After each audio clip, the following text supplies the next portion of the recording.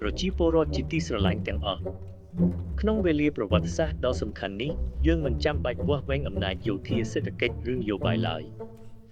កម្លាំងដ៏អស្ចារ្យជាងគេរបស់ប្រទេសកម្ពុជាយើងគឺប្រជាជនទាំងអស់វាមិនមែនតែទាហាននៅខាងមុខទេប៉ុន្តែមនុស្សគ្រប់រូបគ្រួសារគ្រប់ផ្ទះសហគមន៍គ្រប់ទីកន្លែងគឺជាអ្នកការពារជាតិដែរនៅពេលជាតិចូលរួមរួមគ្នាមិនមានអ្វីអាចបំបែកបានឡើយក្រោមការដឹកនាំដោយប្រាជ្ញានិងទស្សនវិស័យរឹងមាំរបស់សម្ដេចហ៊ុនសែននិងរដ្ឋាភិបាលយើងក្លាយជាមួយកម្លាំងមួយស្នាដៃមួយចិត្តដើម្បីការពារអធិបតេយ្យឲ្យភាពសន្តិសុខនិងអនាគតកូនចៅ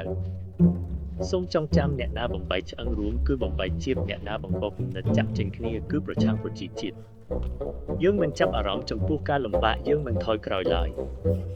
ជាតិកម្ពុជារួបរวมមួយនឹងទទួលការគោរពពីពិភពលោកថ្ងៃនេះយើងធ្វើជំហានមួយជាមួយគ្នាដោយចិត្តស្មោះត្រង់ដោយសេចក្តីស្រឡាញ់ជាតិនិងទំនួលខុសត្រូវជាវិន័យប្រជាពលរដ្ឋភាពរួបរวมថ្ងៃនេះគឺជាជ័យជំនះថ្ងៃស្អែកដើម្បីជាតិដើម្បីប្រជាជនដើម្បីអនាគតយើង